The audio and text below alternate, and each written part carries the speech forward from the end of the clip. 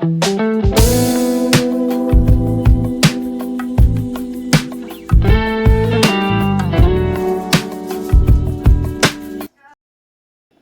عاملين ايه؟ النهارده هنعمل مع بعض الشيش طاووق. معايا هنا كيلو ونص من الصدور متقطع كده زي ما احنا شايفين مكعبات كده.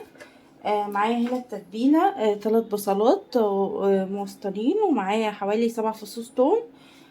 معايا كوبايه من الزبادي، ومعايا الصويا صوص هناخد منه معلقه، وهناخد معلقه من دبس الرمان، وهناخد معانا كمان هنا ملح وفلفل وبابريكا، ومعايا هنا رشة من الجنزبيل، ومعايا رشة من جوز الطيب، ومعايا رشة من الكركم، ومعايا كمان شوية من اسمها ايه يا ربي، المستردة.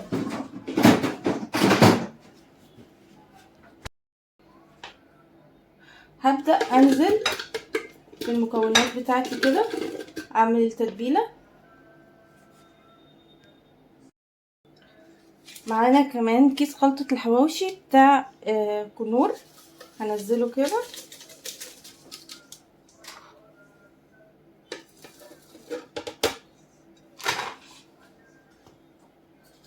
حاجه بسيطه كده من الصويا صوص،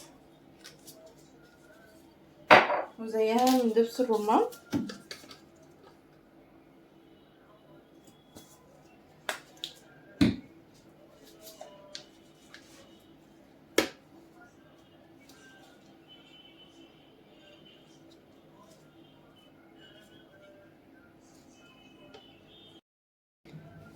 كده الخلطه بتاعتي ضربتها وبقت جاهزه. هبدا بقى انزلها كده على الفراخ.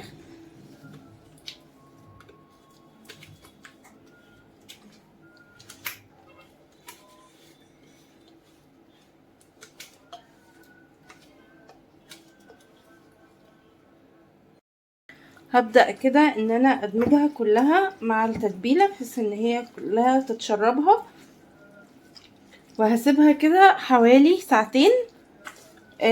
لو حابين تبيتوها برضو كل ما تثبت في التتبيله اكتر بتبقى احسن يعني، بس عشان انا مستعجله عليها، فانا هسيبها حوالي ساعتين كده ولا حاجه، وبعدين ابدا ان انا اشتغل فيها.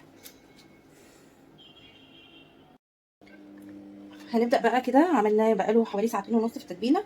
قطعنا الخضار بتاعنا هنا، مقطعه بصل وفلفل اصفر وفلفل احمر وطماطم وفلفل اخضر. هنبدا بقى نعمل كده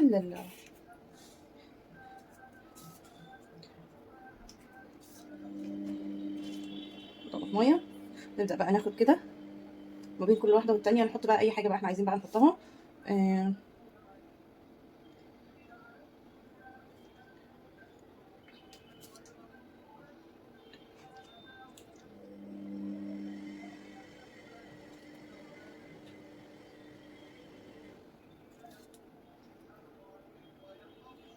نقفله بقى بايه، بطماطميه او فلفلايه، اي حاجه زي ما احنا حابين. انا هقفله بطماطميه يبقى بالشكل ده كده. هنعمل السياخ كلها بالمنظر ده زي ما احنا شايفين كده. يستحسن ان احنا نكون نقعين الخله علشان ما تتحرقش مننا واحنا بنعملها في الفرن. هنكمل بقيتهم بقى ونرجع تاني.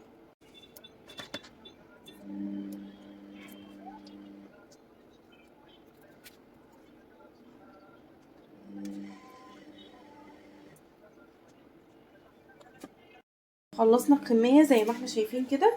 هنبدا بقى ان احنا ندخلها الفرن على درجه حراره عاليه في الرف الوسطاني، وبعدين دلوقتي هنغطيها لحد ما تستوي معانا ونبص عليها. اول ما تستوي هنبدا نشيل الغطا من عليها ونفتح الشوايه بحيث انها تاخد وش التحمير من فوق.